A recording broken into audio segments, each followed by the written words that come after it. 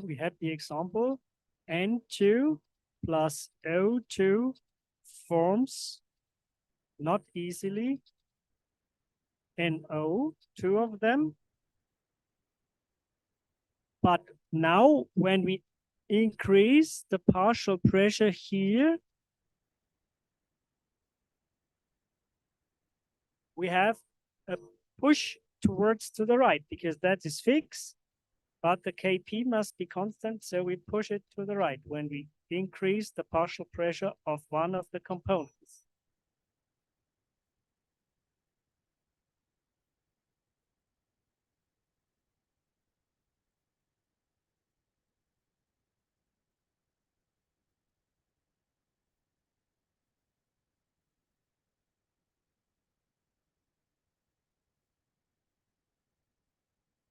Let's look to another example. We have sulfur dioxide, which is a gas, and we add oxygen, half of O2 as a gas, and sulfur trioxide is formed, SO3, which is a gas as well. Again, look to the oxidation numbers. It's training. What's the oxidation number of sulfur in here? +4, oxygen, 0 as a gas, as an element, and here the sulfur, +6. So what happens to the sulfur? It's oxidized. And what happens to this oxygen? It's reduced. Very good. So to your health. So we have +4, -2. We have 0. We have +6, -2. So for the sulfur, it's an oxidation.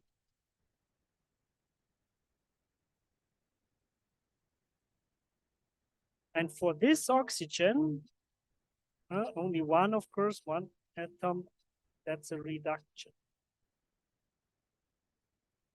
The other one, there is no change. Of the SO2, the oxygen in the SO2 doesn't change.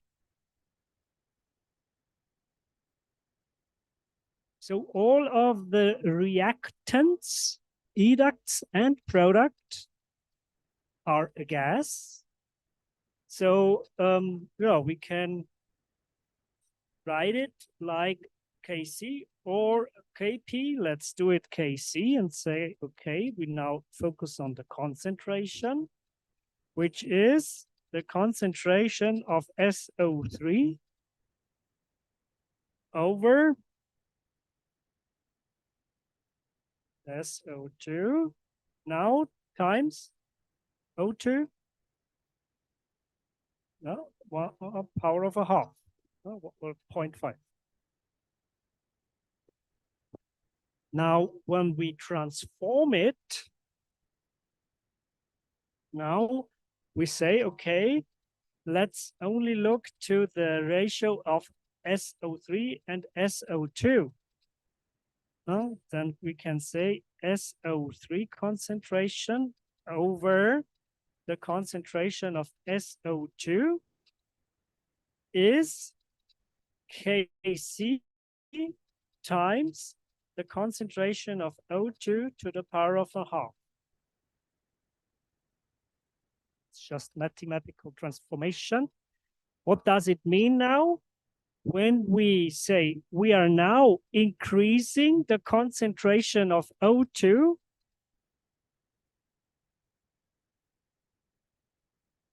when we increase that, what does it mean? Again? No, so even the SO3 is increasing. Because we do not change the SO2. We just increase the oxygen. So even the SO3 is increasing. SO2 is fixed.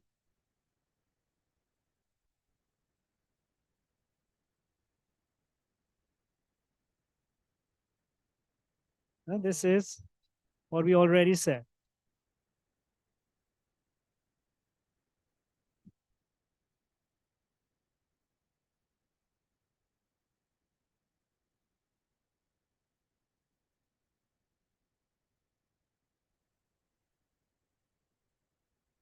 Okay.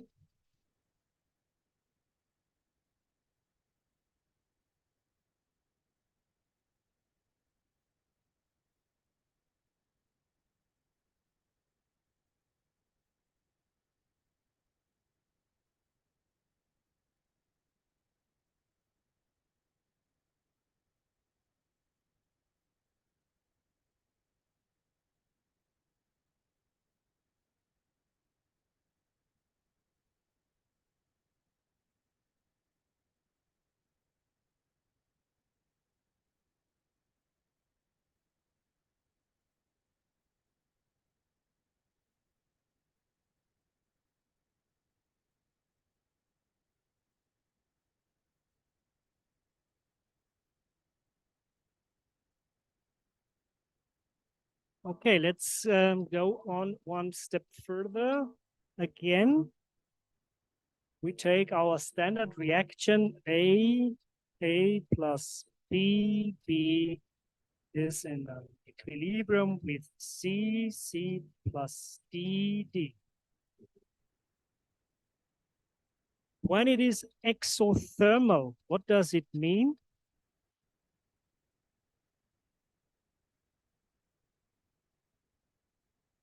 Oh, the opposite. Exothermal means energy is released.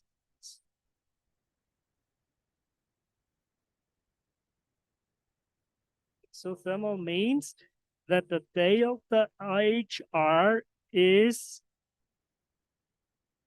negative, is smaller one. So energy is released. That means when we have in the example of bath an exothermal reaction, it will be more or less on the right side, on the product side, because it's exothermal.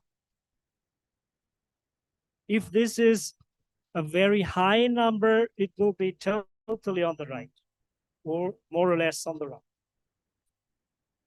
If it is so increasing temperature, what does it mean now in this example when it is already exothermal and we increase now the temperature? No, backwards. It will not help to produce the product. Yeah. So increasing temperature in this case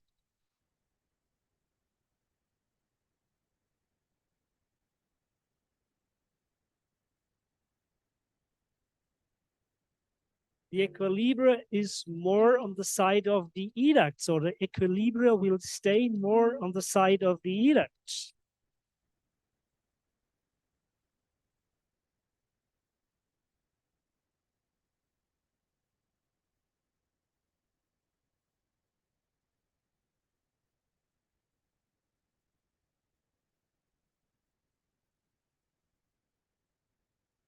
So here, if it is already producing energy, what can we do instead of increasing the temperature? Yeah, cooling could help. Huh? Cooling could help to push it more in the direction of the products. So here, cooling could help to push additionally to the side of the products.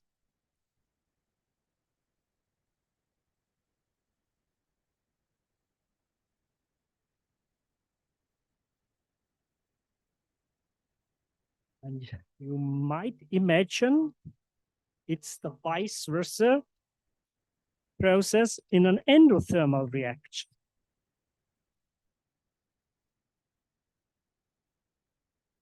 Endothermal means the heat of the reaction is above zero. Now we need energy to push it towards the products. That means now increasing temperature helps to push the equilibrium in the direction of the products.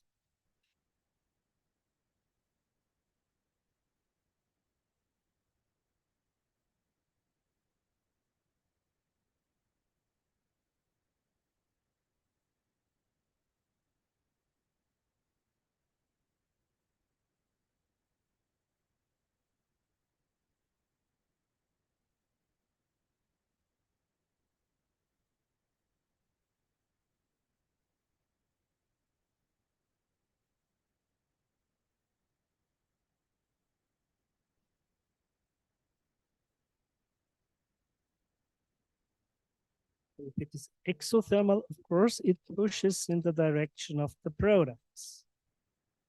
Exothermal, endothermal, then normally it's on the left side, but now temperature increasing helps to push it in the side of the products.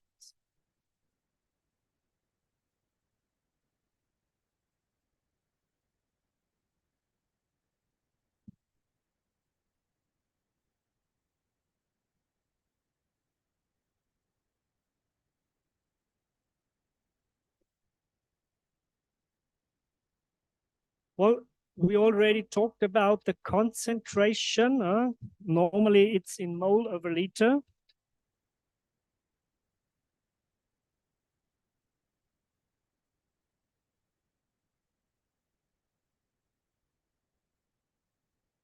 C is in mole over liter. That's typical when we have a solution. We have, for example, common salt solved in water, then we can calculate it in mole per liter, but we even can do it in gram per liter. This is another unit which we just can transfer from one to the other using the molar mass of the component. Sometimes we, in real solutions, in real reactions, we cannot just use the concentration. I just want to talk about it because when we have more components in the solution, not only common salt, let's say we even have hydrocarbonic acid, we even have another salt, calcium carbonate, we have magnesium sulfate, whatever, hard water. So there are a lot of components influencing the others. And in this case, we cannot just concentrate on one concentration. In this case, we have another term called activity, the chemical activity, which is related to the system and the other components. In the ideal way, the activity is the same as the concentration. In real solutions, sometimes it's not the same.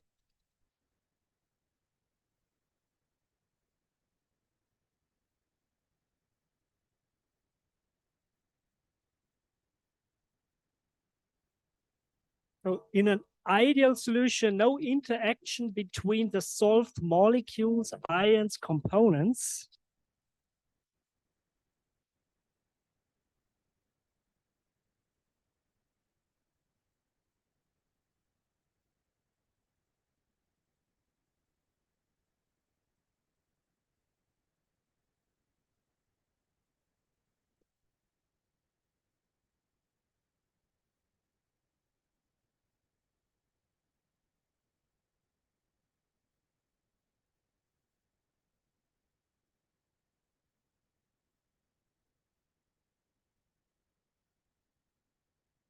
So the concentration can be used for the calculations.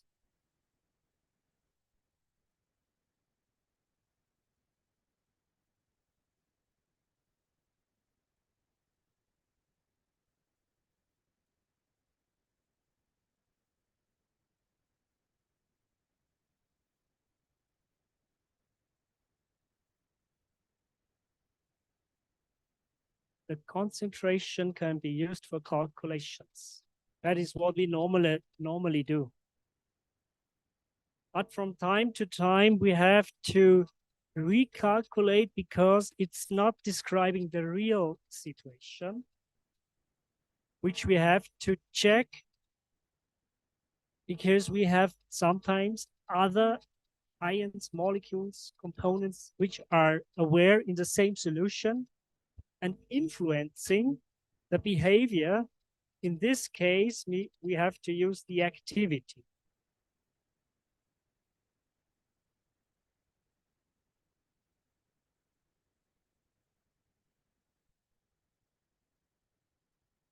chemical activity has a small a.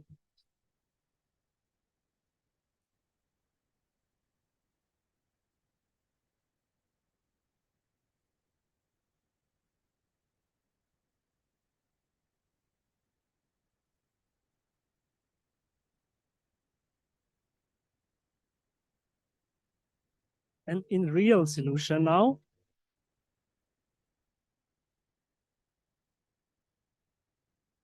the concentration of molecules, ions, components in the solution is so big that there is an interaction in between.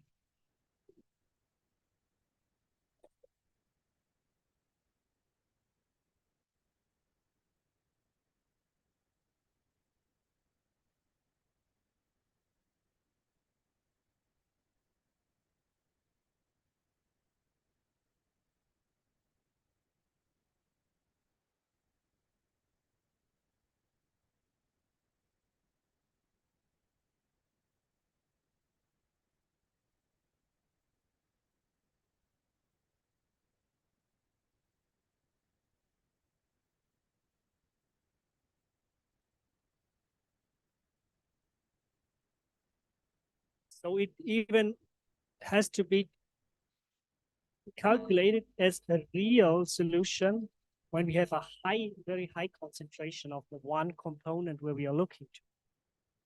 Or when we have even others which are interacting with the one we are looking to. In this case, we have to use the activity. Activity must be used for calculations.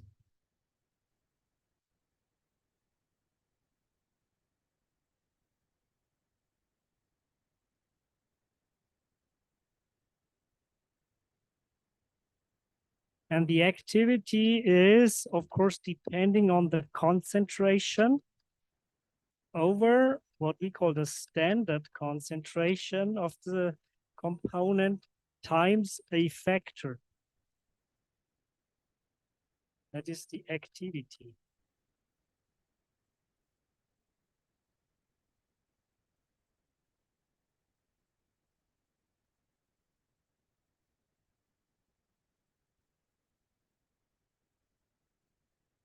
C0, this is the standard concentration.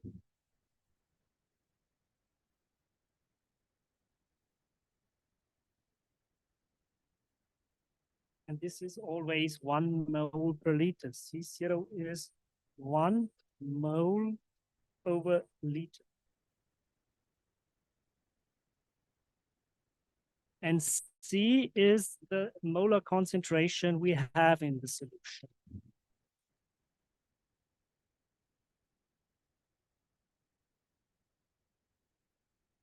Here the unit is mole per liter.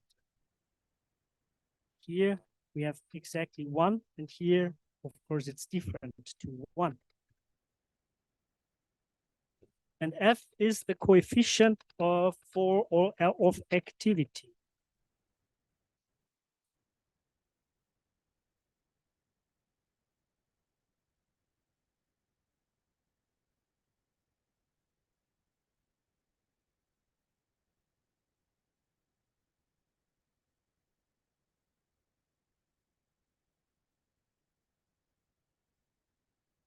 Well, it's easy when we say in an ideal solution, F is 1.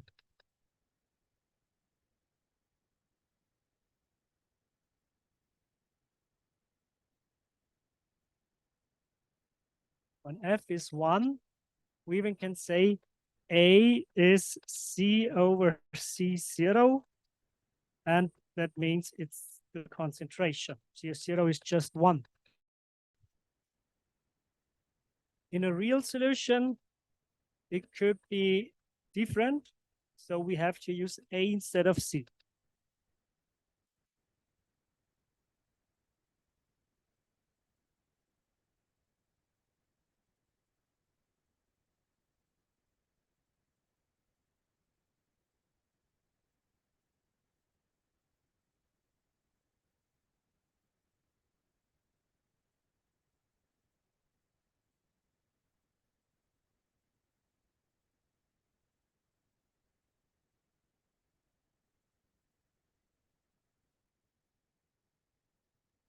Yeah.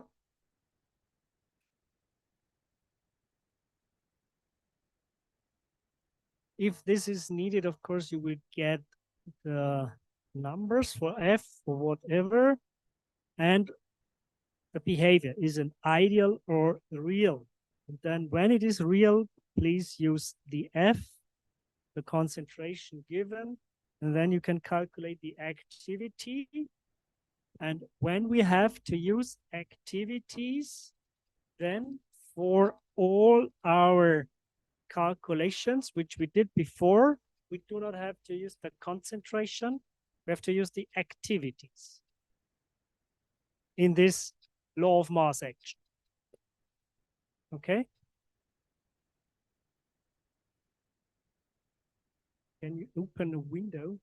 It's quite hot in here. Thank you.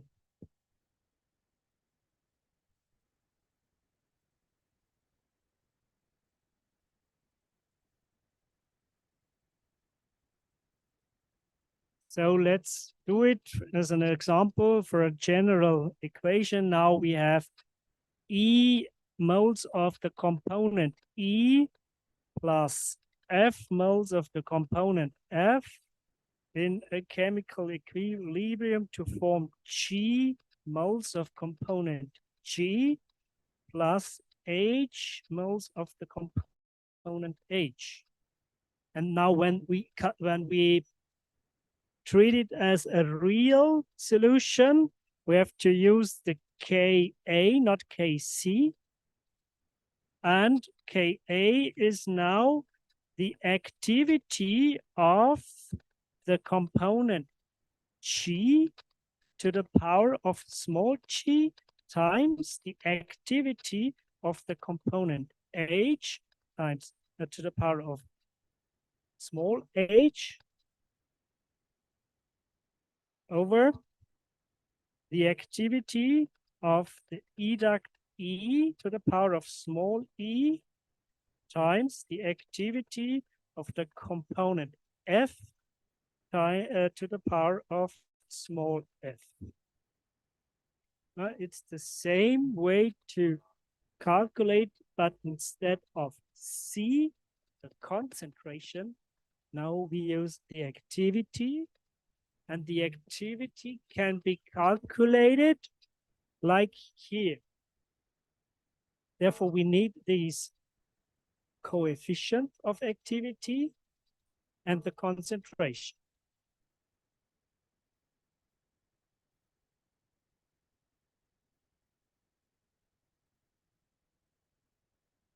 And not in the exam. But you should be aware on it, because in reality, later on, maybe in the job, if you have to calculate or to discuss, it is not always a real situation, and you should be aware on that. There is an interaction between high concentrations or different molecules, and then we have to use activities, because then you won't have the right behavior just using concentration.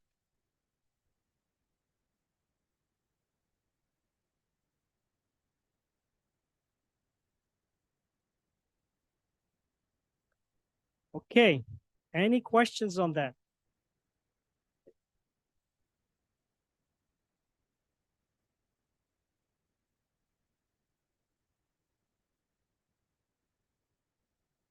Now we have a new subchapter talking about solubility and solubility product.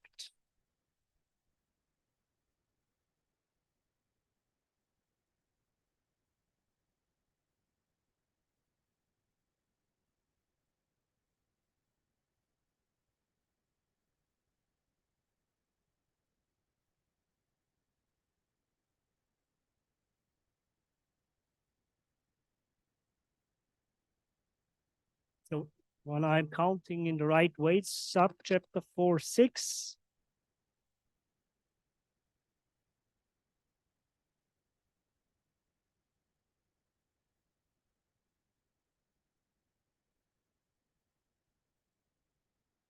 Do you know what solubility means?